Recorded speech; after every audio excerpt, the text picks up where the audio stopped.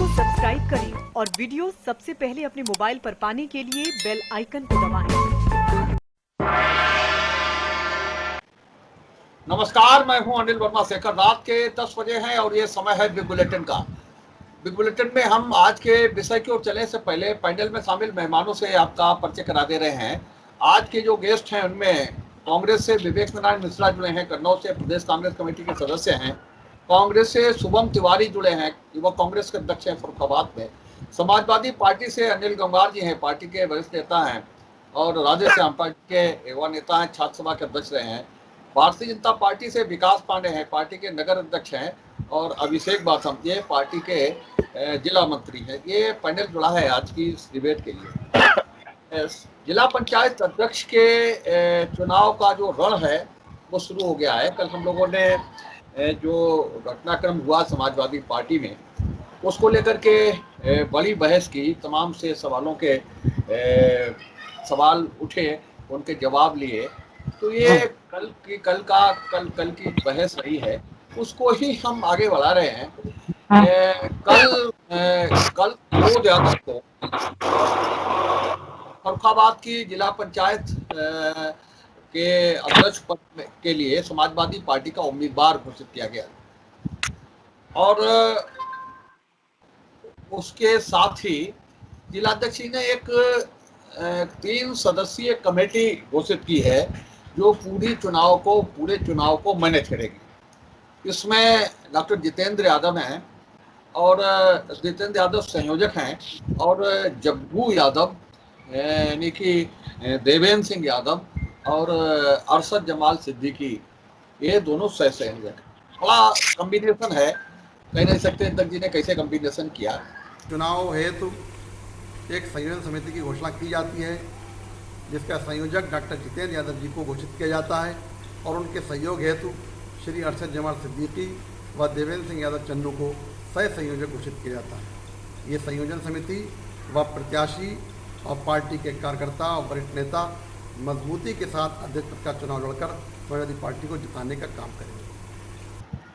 तो ये त्रिमूर्ति है, वो पूरे चुनाव को मैनेज करेगी, पूरा चुनाव लड़ाएगी।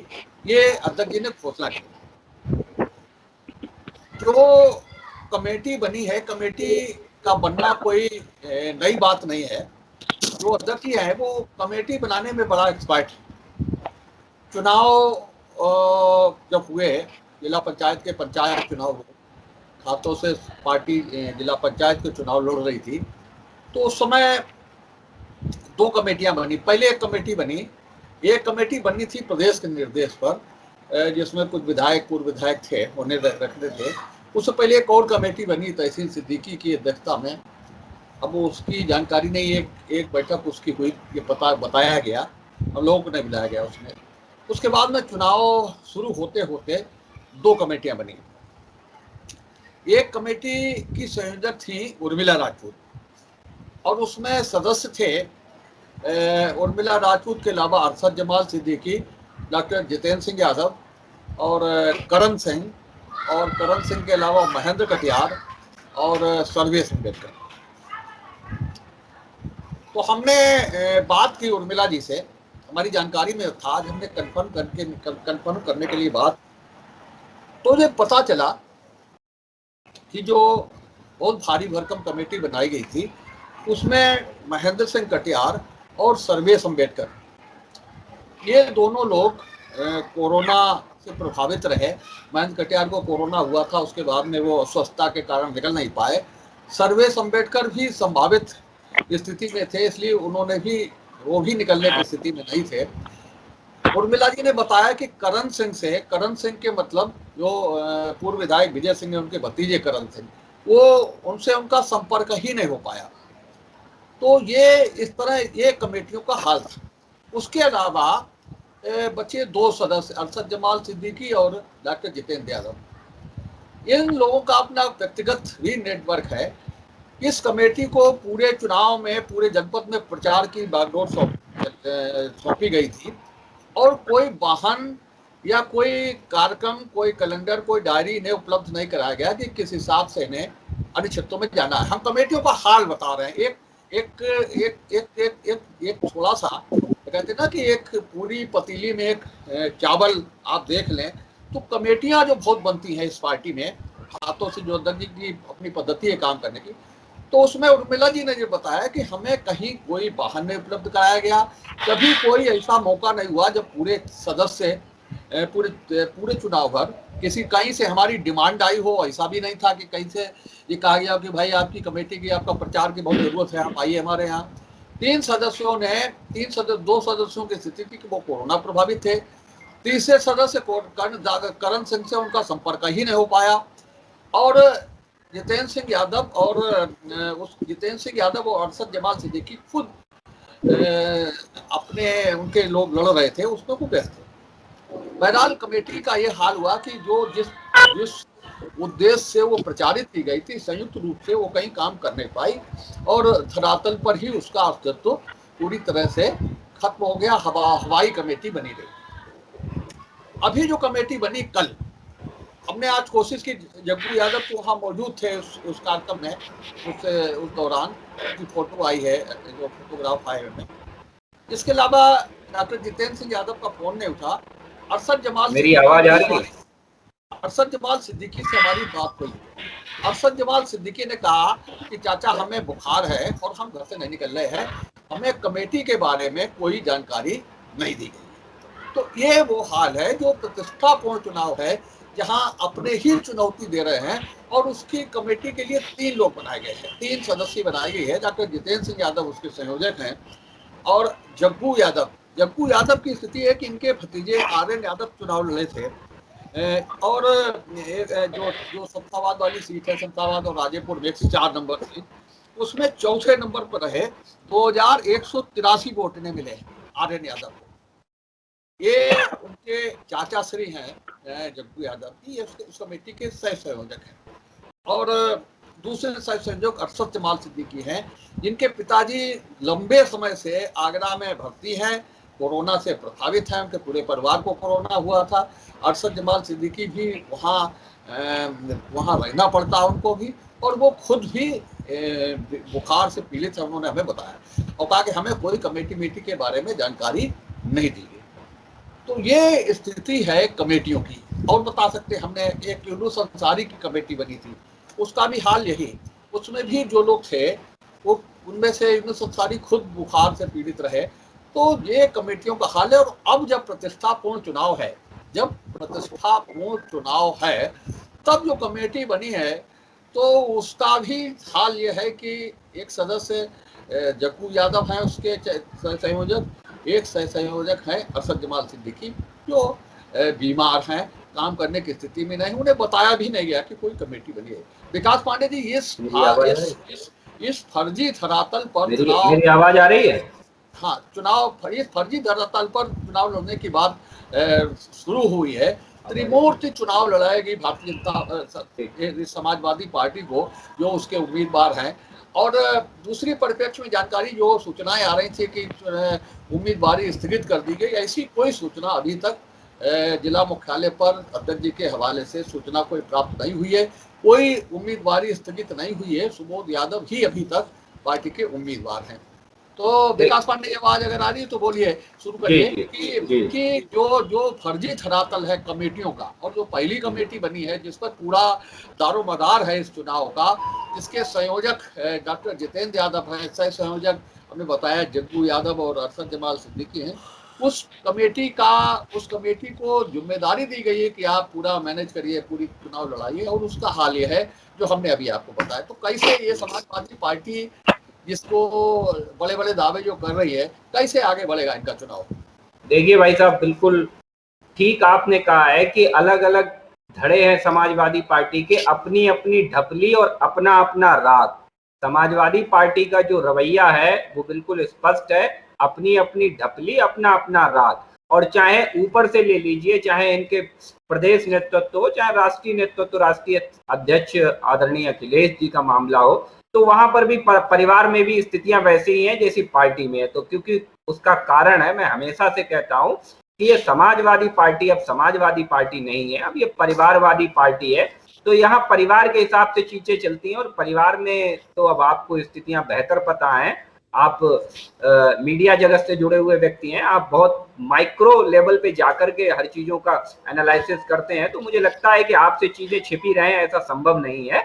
तो ये स्पष्ट है, जैसा कि आपने बताया कि जो कमेटी बनाई गई थी चुनाव लड़ाने वालों की, उसमें कई लोगों के भतीजे लड़े जिन्हें 2100 वोट मिले और चौथे नंबर पर रहे। जब लड़ाने वालों जिनके ऊपर जिम्मेदारी है वही अपनी जिम्मेदारी को भरपूर तरीके से नहीं निभाना चाह रहे हैं, और जैसा कि मीडिया खबरों से अभी एक खबर मुझे और भी प्राप्त हुई है कि एक पूर्व जिला पंचायत सदस्य हैं, उन्होंने स्पष्ट रूप से कहा है कि प्रमाण पत्र रख लेने मात्र से वोट नहीं होता, वोट तो सदस्य डालने जाएगा ना कि प्रमाण पत्र डालने जाएंगे।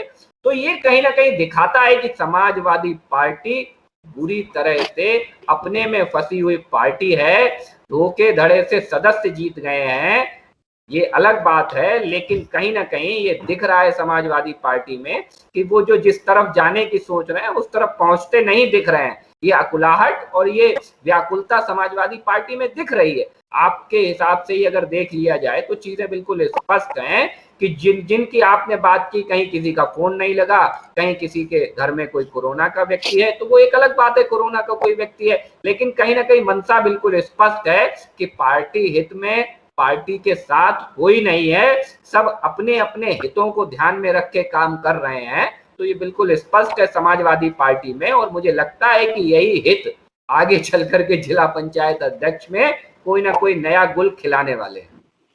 उमंग तिवारी। देखिए शेखर जी, आज जिस कमेटी को लेके हम लोग चर्चा कर रहे हैं, मैं पुनः उसी बात पर आना चाहूंगा जिस पर कल से कल जो एक चर्चा बनी थी कि एक कमेटी आज जिला अध्यक्ष जी द्वारा बनाई गई है समाजवादी पार्टी की। हालांकि ये समाजवादी पार्टी का इंटरनल मैटर है, लेकिन कहीं ना कहीं जिले की बागडोर की बात है, जिला पंचायत की बागडोर की बात है, तो सवाल उठना भी लाजमी है कि समाजवादी पार्टी में एक कमेटी आज बनी है 3 सदस्यों की, और एक कमेटी यानी कि एक पर्यवेक्षक के लिए आदरणीय राष्ट्रीय अध्यक्ष जी जो है समाजवादी पार्टी के, उन्होंने कहा है कि वो पर्यवेक्षक भेजेंगे। तो समझने वाली बात यहां पर यह होनी चाहिए कि कौन सी बात ज्यादा प्रभावी है, जो फरकाबाद में समाजवादी पार्टी के जिला अध्यक्ष जी ने कही है 3 लोगों की कमेटी बना के, या जो राष्ट्रीय अध्यक्ष जी ने कहा है कि वो इस रार को खत्म करने के लिए पर्यवेक्षक को भेजेंगे। पहले तो समाजवादी पार्टी इसका ही जवाब दे, क्योंकि ये बात मैं नहीं कह रहा हूं, ये बात मीडिया के द्वारा सामने आई है कि लखनऊ से भी एक कोई कमेटी, एक पर्यवेक्षक आने वाले हैं। तो क्या पर्यवेक्षक इस कमेटी के आधार पर निर्णय लेंगे? अगर इस कमेटी के आधार पर समाजवादी पार्टी के प्रदेश से भेजे हुए पर्यवेक्षक निर्णय लेंगे तो इसमें कोई दो राय नहीं है निर्णय क्या होगा, क्योंकि जो स्थितियां आप देख रहे हैं कि जिन सदस्यों से आपका संपर्क नहीं हो पा रहा है, जो आपको अवगत नहीं करा पा रहे हैं अपनी भूमिका को लेके, वो पार्टी को क्या अवगत कराएंगे? इन सब चीजों से कहीं ना कहीं जो एक बड़ी अजीब सी बात है। कल एक जिला पंचायत सदस्य का वीडियो भी मैंने देखा था जो कि खुल के कह रहा है कि राष्ट्रीय अध्यक्ष जी से स्वयं बात हुई है, राष्ट्रीय अध्यक्ष जी ने ऐसा कहा है, वैसा कहा है। तो यहां पर संशय की स्थिति आखिर किसके लिए है? समाजवादी पार्टी ये जो सब कर रही है, एक चीज बहुत खुल के सामने आ रही है कि समाजवादी पार्टी के लोग स्वयं इस चुनाव को लेके एक नहीं हो पा रहे हैं। कोई कहता है कि प्रमाण पत्र रख लेने से क्या होता है, वोट डाला जाएगा। अरे भाई, ये सब चीजें किसी पार्टी के अंदर तब तक अच्छी लगती हैं जब तक जो है उस पर जो है निर्णय होने की स्थिति दिखे। यहां तो निर्णय होने वाली बात ही नहीं दिख रही है। तो समाजवादी पार्टी को आत्मचिंतन करते हुए इस पर यह जवाब देना चाहिए कि किस कमेटी को जो है प्रमाणित माना जाए, जिला अध्यक्ष जी द्वारा जो जारी हो रही है उसे माना जाए, या लखनऊ से आने वाली जो पर्यवेक्षक जी आ रहे हैं उनको जो है उनका ज्यादा वर्चस्व रहेगा। ये जानना बहुत लाजमी है फरकाबाद की जनता के लिए। अभिषेक बाथम। जी जी,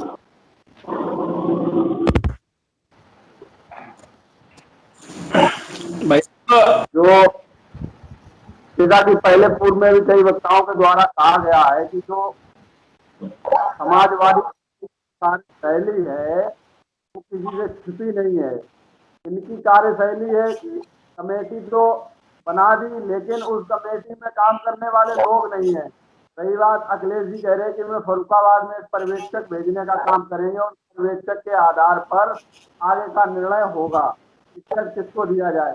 अभी तो ये जो आगे आगामी आने वाले 2022 चुनाव को देखते हुए अगर आप लगाएं तो फर्रुखाबाद में जो समाजवादी पार्टी है उसका अस्तित्व खत्म होता हुआ नजर आ रहा है। इनके पास कोई नेता नहीं है।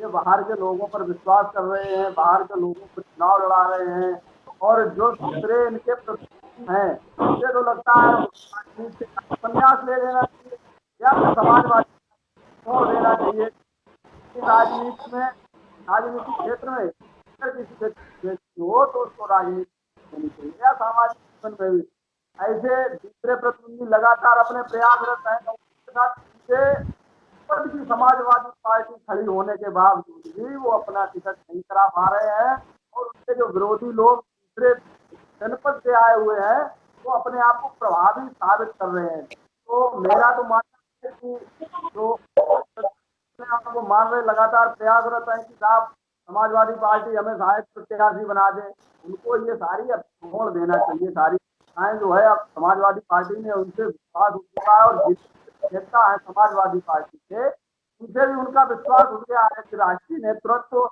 जो है वो जानता है फर्रुखाबाद के जो नेता है समाजवादी पार्टी के उनका अस्तित्व नहीं बचा। विवेक जी,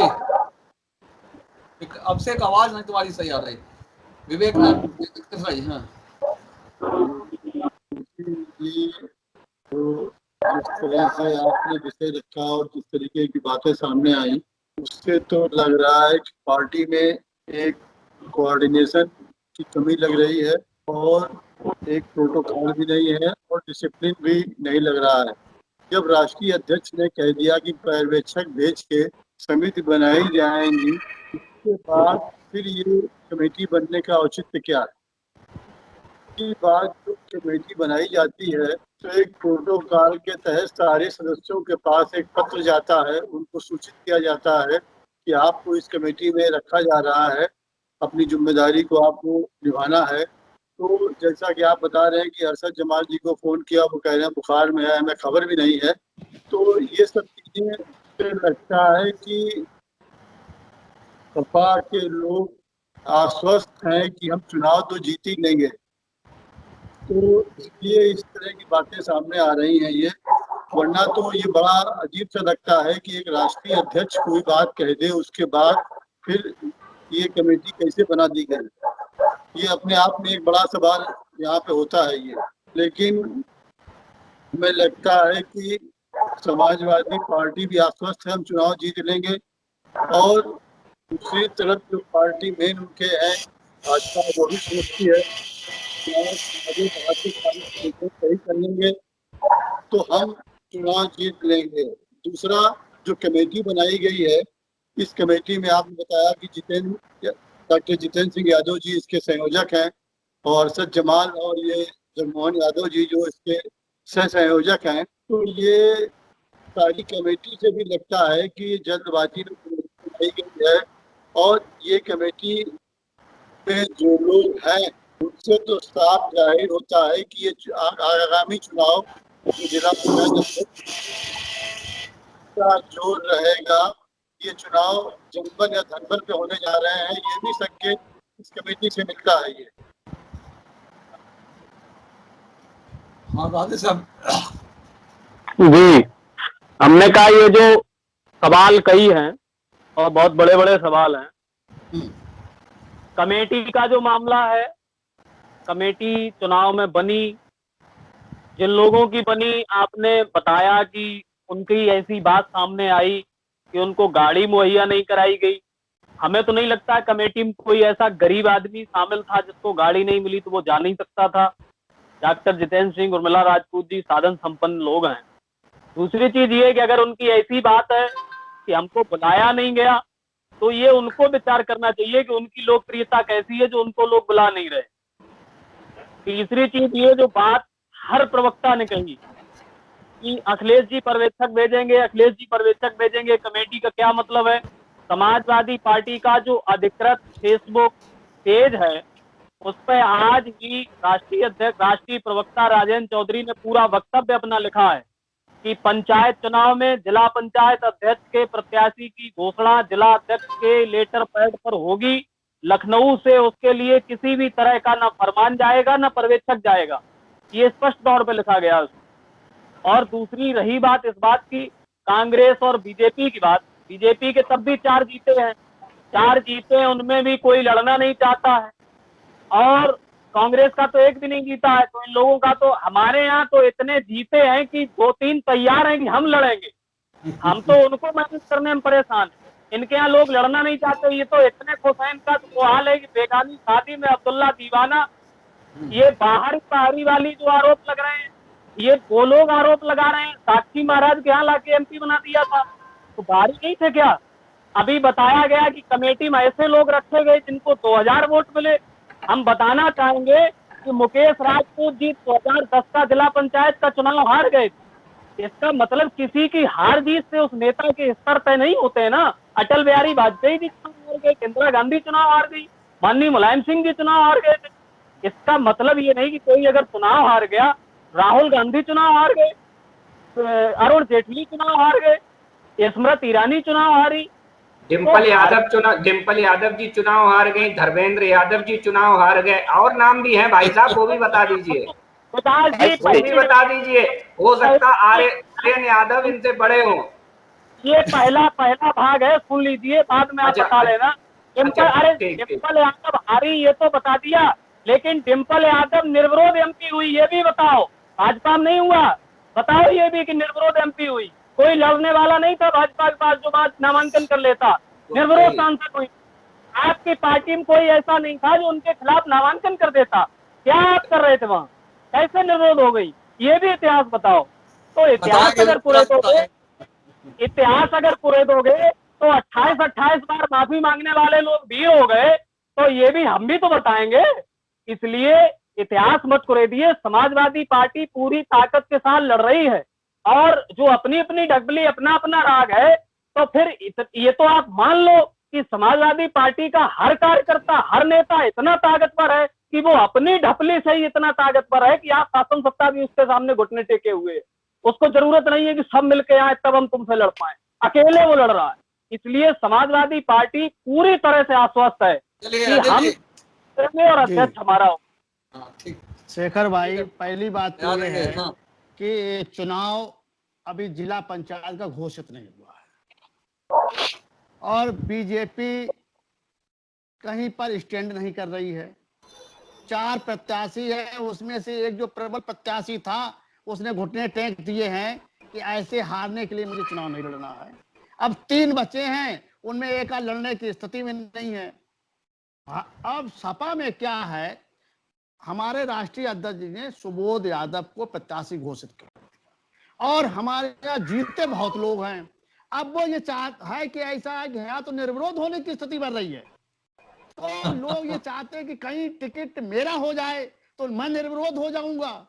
इसलिए थोड़ा सा ये छटपटाहट चल रही है। जैसे ही जिला पंचायत के चुनाव घोषित होंगे, ये सब मामला शांत हो जाएगा और सब एक टोकरी में बैठने का काम करेंगे। और ये मैं आज बता रहा हूं कि जिला पंचायत अध्यक्ष जो बनेगा वो समाजवादी पार्टी का ही बनेगा, ये तय हो चुका है। क्योंकि कांग्रेस का कोई कैंडिडेट लड़ा नहीं रही है, बसपा लड़ा नहीं रही है, भाजपा हिम्मत नहीं कर पा रही है कि हम लड़ा रहे हैं। और उनके अभी जैसे नेतृत्व की बात ये कर रहे थे, इनके तो प्रदेश नेतृत्व में ही इसमें रार मची हुई है। वो AK शर्मा जी हैं, कौन है वो जो है, कई उन्हें मंत्रिमंडल में शामिल करके कुछ योगी जी की ताकत को कमजोर करने का काम किया जा रहा है। तो ये अपनी रार प्रदेश स्तर पर देखें कि, और जिले में तो अब गायब ही हो गए, ये तो कहीं लड़ने की स्थिति में नहीं है, कुछ कहने की स्थिति में नहीं है। कम से कम हमारा वजन तो इतना है, हमारे बर्तन तो इतने हैं जो कि इसमें खटपट कर रहे हैं। लेकिन एक बात बता दूं कि जिस दिन चुनाव घोषित होगा, राष्ट्रीय अध्यक्ष का निर्देश आएगा, सारे विधायक, सारे पूर्व विधायक जो हैं लक्कर और डॉक्टर सुबोध यादव अगर प्रत्याशी रहे तो उनको जिताने का काम करेंगे और वही जिला पंचायत के अध्यक्ष होंगे। चलिए भाई, कमाली। हाँ विकास बोलिए। देखिए, सबसे बड़ी बात मैं एक बात कह दूं कि अभी अभी आपने यहाँ पे बड़ी बड़ी बातें सुनी हैं, और मुझे लगता है दम्भ और अहम से राजनीति नहीं होती है, और दम्भी और अहंकारी लोगों को जनता ने हमेशा आईना दिखाया है तो मुझे लगता है कि बड़ी बड़ी बातें ना करें और दम्भ भरी बातें ना करें। और दूसरी चीज, अरे सुन लीजिए, वो दम्भ से नहीं होंगे, वो दम्भ से नहीं होंगे। 17 जो है वो निर्दलीय जीत के आए हैं, 17 निर्दलीय जीत के आए हैं। वो दम्भ और आपके दम्भ और अहंकार से नहीं होंगे, वो हमारे संयम, हमारे सहयोग और हमारे समर्पण से होंगे। आप परेशान बिल्कुल ना होइए।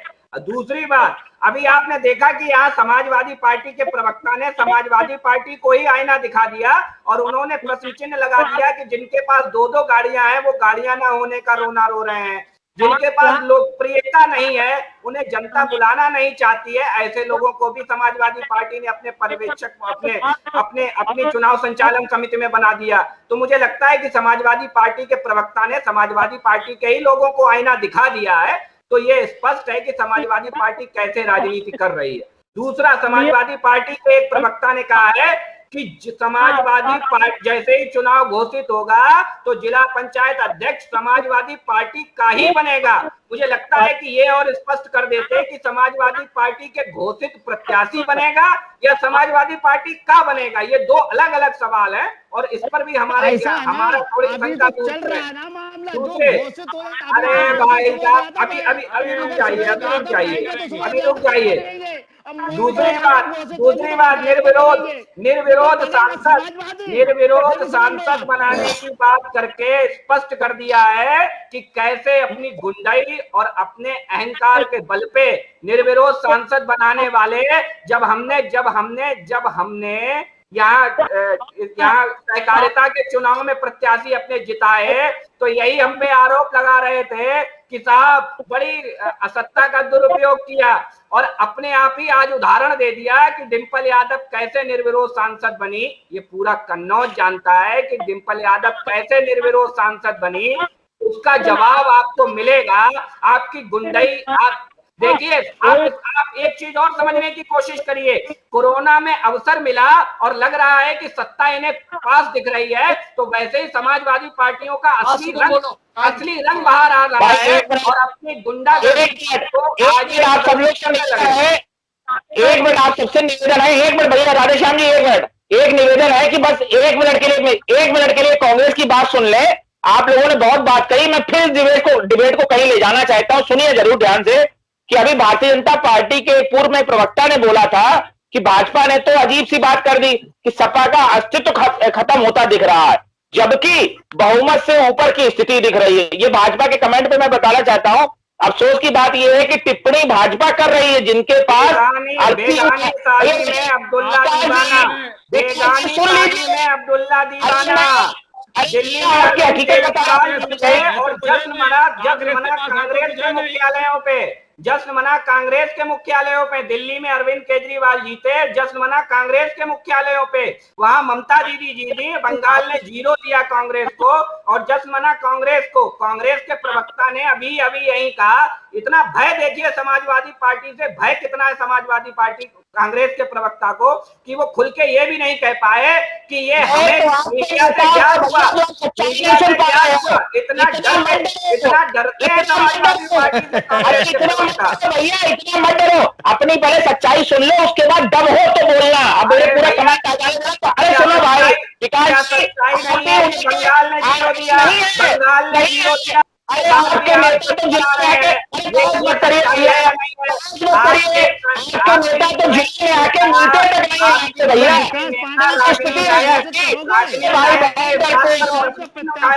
कर दीजिएगा, बोलते रहिए। अगर आप पूरी बात सुन लेते, देखिए अगर आप पूरी बात सुन लेते तो शायद आपको कुछ और बोलने को मिलता। 1 मिनट दे दीजिए, केवल 1 मिनट में आपको डाउट क्लियर कर।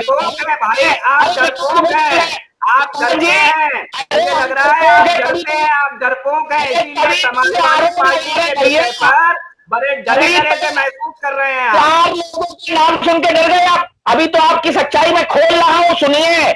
जिनके वरिष्ठ नेता गुपचुप आकर जिले से चले जाते हैं, बिना किसी विधायक से मिले, बिना किसी कार्यकर्ता से मिले, वो हमको डर की परिभाषा बता रहे हैं। क्योंकि इसलिए छुप के चले जाते हैं। अब सुनिए, आपके नेता तो आते ही नहीं है, आते ही नहीं, हेलीकॉप्टर जिनका गृह जनपद है वो आते ही नहीं है, वो दिल्ली से बैठ के सरकार चलाते हैं। मेरे अगले बयान में समाजवादी पार्टी भी अभी आ रही है, सुन लीजिए, हम डरते नहीं हैं, बहुत खुल के बोलते हैं। आप डरते हैं समाजवादी पार्टी से? भाजपा के वरिष्ठ नेताओं को जिले की टीम पर भरोसा नहीं। अब सुनिए, समाजवादी पार्टी ने जो तंज किया था, सपा ने खुलकर समाजवादी पार्टी को आज की तारीख में खुलकर खंडन करना चाहिए।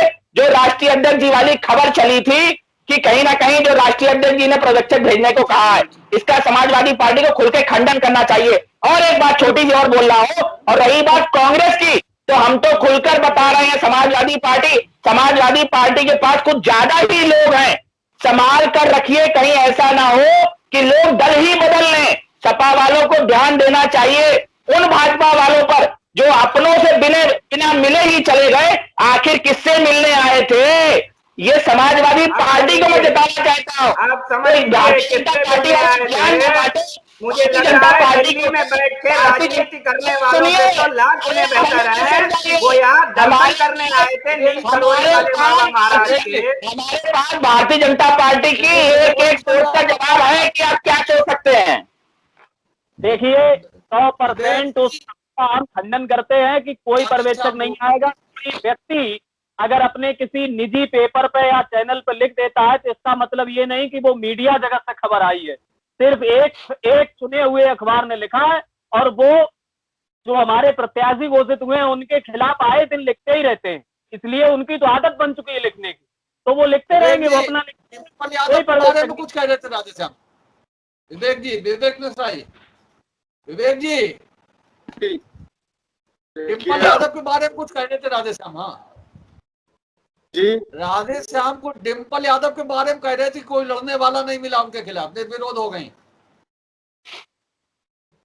अब देखिए जो राधेश्याम जी कह रहे हैं, अब वो बीती बात है। हम इस डिबेट की बात करना चाहते हैं कि इस डिबेट में सपा को जानना चाहिए कि भाजपा के लोग जो 15 जून के बाद चुनाव रखे हैं, तो वो आप अपने जो भी बात कही है शुभम जी ने कि अपने सदस्यों को संभाल के रखिए, भाजपा पूरी तैयारी में है। आपने सुना उनके वक्ता जिस कॉन्फिडेंस से बात कर रहे हैं, ये 15 जून के बाद चुनाव करने का कार्यक्रम इसीलिए रखा है कि ये सत्ता के अहंकार में है और ये इसमें है कि हम चुनाव न जीते सदस्य में, लेकिन हम अपने 75 में 70 बनाएंगे जिला परिषद के अध्यक्ष। ये भाजपा की रणनीति है।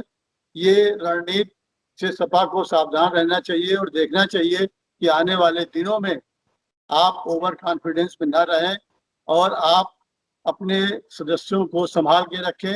रही बात पर्यवेक्षक की या किसी की, तो ये सब जवाब के राष्ट्रीय अध्यक्ष किसी पर्यवेक्षक को नहीं भेजेंगे, कोई ऐसी बात नहीं है।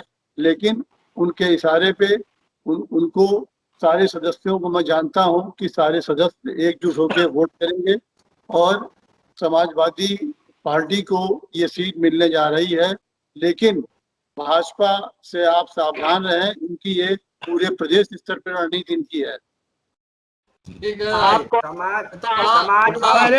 बहुत से समाजवादी पार्टी के लोग गंगा नहाने वाले हैं भैया, भाजपा में आने वाले हैं, वो गंगा नहाने वाले हैं।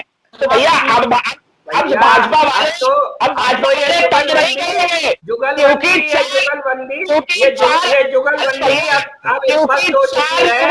समाजवादी पार्टी से क्यों डरते हैं कांग्रेस के लोग? कांग्रेस के लोग क्यों डरते हैं समाजवादी पार्टी से? बिल्कुल स्पष्ट हो चुका है, ये डर साफ हो रहा है कांग्रेस के चेहरे पर। कांग्रेस तो हार मान ली है, कांग्रेस तो हारने के लिए नहीं लड़ती है। अब तो कांग्रेस चुनाव जीतने के लिए नहीं लड़ती है, अब कांग्रेस भाजपा को हराने के लिए चुनाव लड़ती है। अब इस पर कांग्रेस का नजरिया स्पष्ट है, कोई भी जीते भले कांग्रेस हार जाए, लेकिन भाजपा नहीं जीतनी चाहिए। कांग्रेस का रवैया बिल्कुल स्पष्ट हो चुका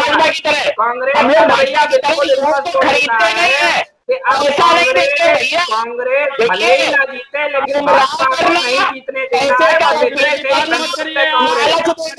ये भारतीय जनता पार्टी की सोच है। आप बनी हुई सरकारों को तोड़ते हैं, ये आपकी सोच है, ये आपकी नीति है। अच्छा ये बताइए, बंगाल में आपकी रागिनी नायक ने ट्वीट किया कि नहीं किया? आपकी रागिनी बन चुके हैं। चलिए अनिल जी अनिल जी समापन करिए। ये तो कमेटियां बन रही हैं फर्जी टाइप की, इन कमेटियों का मतलब क्या है जब लोगों को, सदस्यों को, उनकी कमेटियों के सदस्यों को पता ही नहीं है कि हम सदस्य हैं, और इतनी महत्वपूर्ण चुनाव जिसमें भाजपा बिल्कुल मोर्चा लगाई बैठी है, उसमें भी अगर ऐसी कमेटी बन जाती है जिसमें लोग बीमार हैं उसके बाद में भी उन्हें शामिल कर लिया जाता है, तो ऐसी कमेटियों का क्या मतलब, क्यों बन रही इस तरह की कमेटी आपके यहाँ? ये हमारे जिला अध्यक्ष जी की शायद थोड़ी जल्दबाजी है। अभी चुनाव नहीं है, अभी तो केवल प्रत्याशी घोषित हुआ है और प्रत्याशी में शायद कोई परिवर्तन नहीं होने वाला है। ये ऐसा ऊपर से आदेश मिल रहे हैं और हमारे जो दूसरे लोग टिकट चाहते हैं वो लोग शायद अभी लखनऊ में ही हैं, लेकिन शायद अभी उन्हें कोई राहत वहां प्राप्त नहीं हुई है। और मेरा ऐसा मानना है कि जो चुनाव है वो टिकट एक बार घोषित हो चुकी है, उसमें परिवर्तन की संभावना नहीं दिख रही है। और सुबोध यादव खुद एक बहुत बड़े ही चाणक्य राजनीतिक हैं और उन्हें शायद ज्यादा लोगों की आवश्यकता नहीं पड़ेगी। मैंने उनका पिछला चुनाव भी देखा उन्हें कि वो किस प्रकार से मैनेज करते हैं आदमी को, और जैसे भाजपा के ही एक व्यक्ति को उन्होंने अपने साथ तोड़कर अपने साथ मिला लिया था। और सुबोध जी जो है निश्चित रूप से नमस्कार, मैं हूं अनिल वर्मा। आई विटनेस न्यूज पर आज देखिए, फर्रुखाबाद में कोरोना की फर्जी रिपोर्ट 200 रुपए, वीडियो हुआ वायरल। कोरोना की फर्जी एंटीजन रिपोर्ट खुलेआम मात्र 200 रुपए में मिल रही है। स्वास्थ्य कर्मी इस मामले में विभागीय कर्मचारियों को भी बख्शने को राजी नहीं है। नवाबगंज सामुदायिक स्वास्थ्य केंद्र का इस आशय का वीडियो इंटरनेट पर वायरल हो रहा है। नवाबगंज ब्लॉक की सीएससी पर तैनात बीसीपीएम से मोलभाव के दौरान मोदी और योगी के नाम की दुहाई भी दी गई। हालांकि बीसीपीएम ने इसकी खिल्ली उड़ाते हुए स्पष्ट किया कि गलत काम कराना है तो पैसे देने ही पड़ेंगे। जिलाधिकारी मानवेंद्र सिंह ने वीडियो का संज्ञान लिया है। उन्होंने बताया कि मामले की जांच कराई जा रही है। आफत में अफसर तलाश लेने का नजारा देखना हो तो ये वीडियो देखिए। नवाबगंज सामुदायिक स्वास्थ्य केंद्र पर तैनात block community process manager Vijay Pal antigen report के लिए साफ तौर पर 200 रुपए मांगते सुने जा रहे हैं। जानकारी के अनुसार सामने बैठा व्यक्ति एक आशा कार्यकर्ता का पति है। रुपए मांगने पर वो अचंभे से कहता है, क्या इनसे भी रुपए लगेंगे? इस पर विजय पाल कहते हैं कि रुपए तो सबसे लगेंगे, सही काम के कोई पैसे नहीं, लेकिन गलत काम कराओगे तो पैसे देने पड़ेंगे, रुपए ऊपर भी देने पड़ते हैं। सामने बैठा व्यक्ति मोदी और योगी के नाम की दुहाई देता है तो बीसीपीएम उसकी खिल्ली उड़ाते हुए कहते हैं कि किट नहीं है, रिपोर्ट देनी है तो पैसे तो देने ही पड़ेंगे। जिलाधिकारी मानवेंद्र सिंह ने बताया कि इस मामले में जांच कराई जा रही है और जांच के बाद कार्रवाई की जाएगी।